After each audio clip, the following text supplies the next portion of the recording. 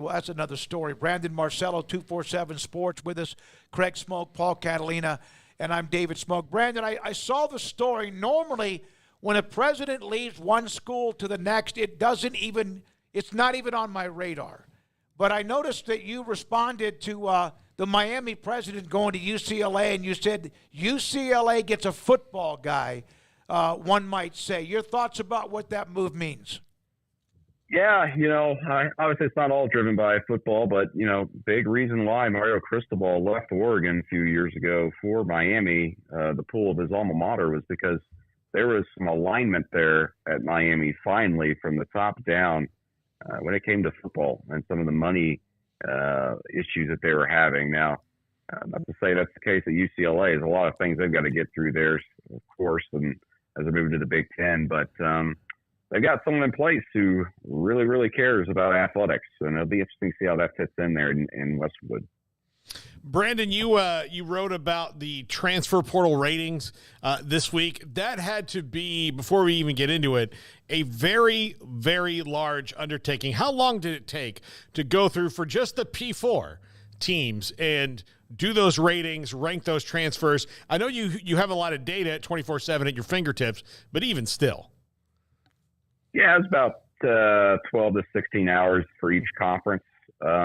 Not too bad of a haul to look at, but still pretty daunting. But the thing is that the common theme I saw through all the Power Four conferences is that it's really hard to not actually upgrade your roster through the transfer portal these days if you're a power program. And why is that? Because for the most part, these power programs, when they lose players to the portal, it's usually a vast majority of backups and depth pieces. They're not starters for the most part. But the players they're bringing in are the caliber of which that will be starters or top-tier players down the line for them. And so it's not all that uncommon. When I looked at this, I compared the average player rating of the people leaving those teams to the average rating of the players coming in.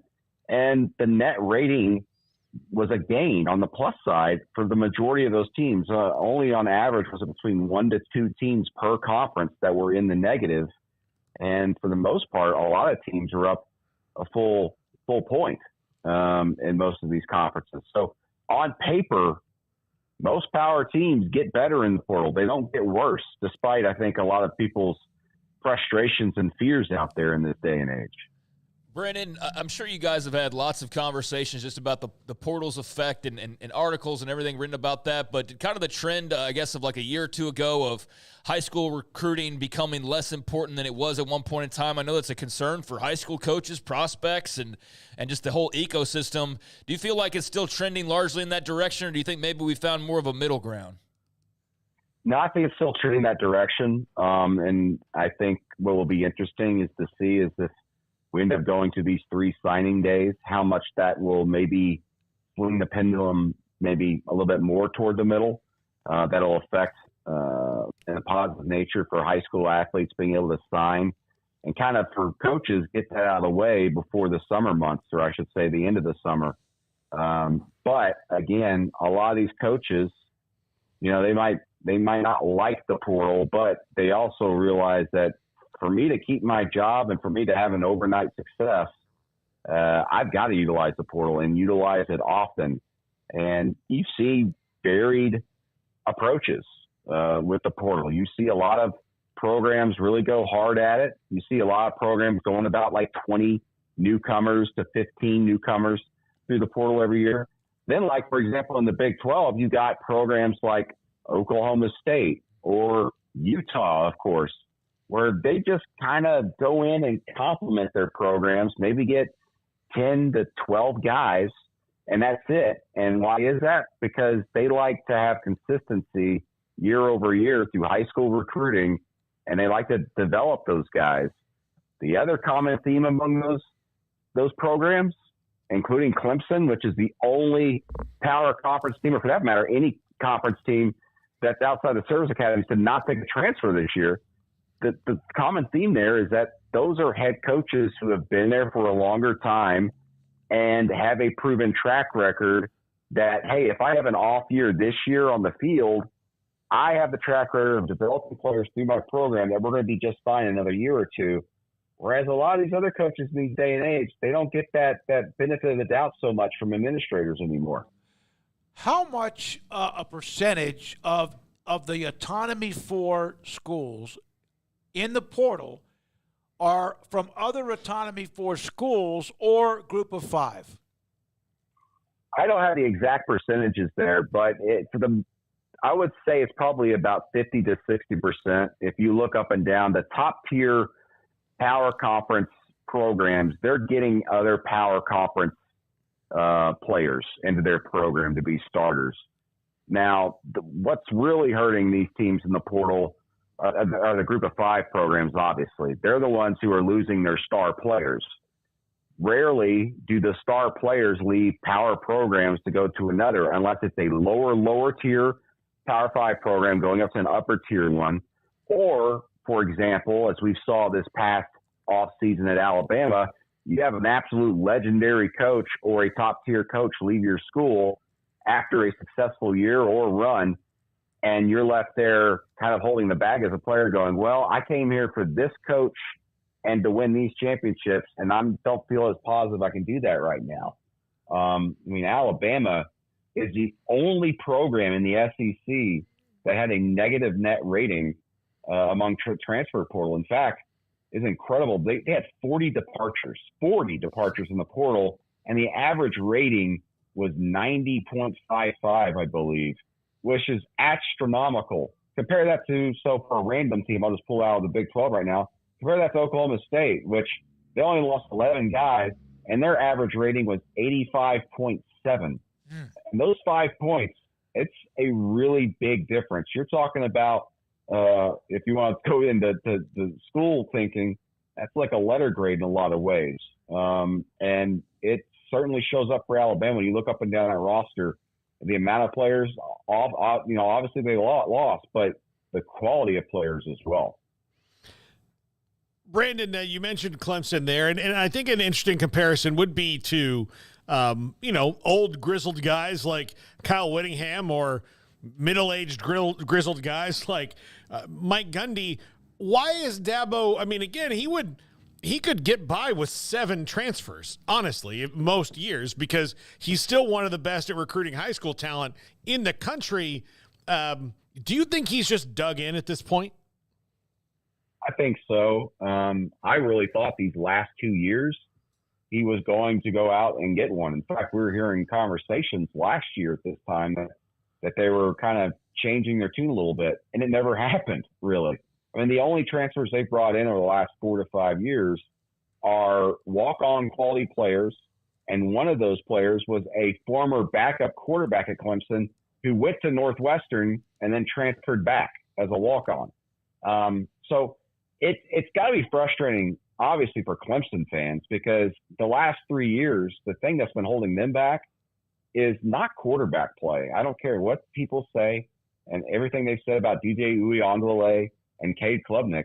The issues there have been at receiver. They have not had game-breaking speed or a game-breaking receiver there in several years to stretch the field. And they could have fixed that easily in the portal. They could have went out and gotten easily a handful of guys that have been blue-chip quality. Why is that? Well, number one, it's Clemson. And number two, look at the stellar line of receivers that have come through there over the last 10 years. That is something they could sell to guys to come into the transfer portal. And they just haven't done it. They rely on high school guys, developing them and keeping them there. And it's just, it's very difficult in this day and age to get by year after year after year where one position isn't developing quite like it used to for you. And you just kind of feel like it's going to happen again. And for Clemson, that's kind of what's held them back the last few years. I know it's a process and it's an inexact science as well, but Brandon, how do you feel like the industry's kind of come along in 247 Sports in terms of really being able to determine how quality transfers are compared to, I feel like in year one, everybody's kind of getting used to it. So it's like, all right, this many in, this many out, like subtract it or whatever, and you come up with something. But it feels like, 2-3 years in now that, like, for example, your article, the net gain and things like that, we're starting to be able to kind of piece together a clearer picture of what exactly it means and not just, hey, you brought in a lot, that automatically means something good? Yeah, I think there still needs to be tweaking there. I'm not involved really at all with the process of evaluating players. I'm the furthest thing you could say from being an evaluator. But I trust the guys we've got in doing so. We've been, the most accurate, base out there in the high school space for a while. I do think in the portal space, when these guys enter the portal, they got to go in and kind of reanalyze these players on the fly and then grade them again once they enter the portal. So they have a different grade from their high school grade, and it's a difficult task. But I do think, when I look at things with my net rating, you're seeing a lot of teams out there. So I mentioned Alabama earlier. They lost 40 guys. They only added 15. And so you just take the average player rating and you subtract or add it or whatever. And that's one way to put the number out. But you also have to take into the consideration the quantity of the players there. And that doesn't really necessarily go into what I've got, because I don't have a formula of any sort. I don't have a math degree of some sort, advanced mathematician there. Same. To figure that out. But it's a difficult prospect, but this is just another kind of thing to add to the mix to kind of evaluate everything. Because I do think that when it comes to the portal, much like you see when we reevaluate high school recruits, because at 24/7 Sports, when they evaluate players, they're kind of giving them grades based off of what they expect them to be going into their future of being NFL quality players, right? Mm-hmm. And then we go back 4, 5, 6 years down the line and we see how accurate we were. And the high school evaluations are stellar for 24/7 Sports. Just go back and look. But this portal era, it's going to be interesting to watch everything over these next few years and see how everything did, because it's a much different process than having to evaluate guys on the fly as soon as they enter the portal over, a couple of years of playing time, where they might not have a lot of film out there on them. Brandon, you did everybody, the power conferences. Any kind of overall summary in a way of a tiers of who did better or a couple that did not do well in the Big 12? It's almost, you almost confirmed your own projections out there. The schools with those longer tenure coaches had the better net rating. BYU actually was number one. But they didn't have necessarily highly rated players coming in. It's just that they lost a lot of backups and they replaced them with a lot of starter type players. Utah was number 2. Number 3 was Kansas, which isn't too surprising to me considering the coaching there and how they develop guys from high school on up. What was kind of a bit surprising to me was Cincinnati and seeing how high they were, because they had 33 guys leave this offseason. And then they brought in 25. It's very difficult when you have that much turnover, 58 guys total, to have a positive net rating, let alone one that's over 1.5. You guys just need to go check out the article to kind of see what I mean, I guess, to kind of understand the context of why that's such a big deal. Nationally, I'll tell you this. Go look at those Big Ten ratings. The Big Ten, we already knew this, guys, was going to be it's going to be the number one conference in America this year, I think. You go look at the way those rosters upgraded. We're talking about an Ohio State program, which we knew was just absolutely killing it in the transfer portal. But they're by far number one in the nation in net rating gain of over 5 points in improvement in the net rating. Absolutely incredible stuff. Oregon, not too far behind them as well. The Big Ten, some of the big gains they made in the transfer portal this year, you're going to see that on the field this season. They are, I think, by far going to be proven to be that top half of that conference is going to be better than any top half of any conference in the land this season. One of the teams in the top 5 for the Big Ten is Iowa. Hell, Purdue's number 2, Purdue, brother. Yeah, I know, but Boilermakers. Yeah, Iowa, you want to talk about old coach. He was there without face masks in Kirk Ferentz. So, and they needed a lot of help on offense in particular. So if we see an Iowa team now that scores a few points, that's going to be pretty salty. Well, I thought they were going to do that last year, to be quite honest. Yeah. When they were changing things and they didn't do it. Their philosophy is their philosophy. I don't think they'll change much, but You say, Kirk's been around for a long time. He knows winning football. He knows what to get out of his roster. I just don't think that means they're necessarily going to change things offensively. But you look up and down that Big Ten, as you mentioned it. Iowa at plus 3.57, which would have been like number one in a lot of conferences, is number 4 in the Big Ten. I mean, Nebraska was nearly up 4 points. And as I mentioned, you got Ohio State at 5.62 points in improvement in the roster. I mean, we all knew that Ohio State was going all in this year. I mean, you go out and get Chip Kelly as your OC and all the incredible transfers they've got and the talent that's already on that roster. Man, they have built themselves up to if anything less than an appearance in the national championship game is going to be a disappointment for Ohio State fans. And boy, could you imagine if they lose to Michigan again?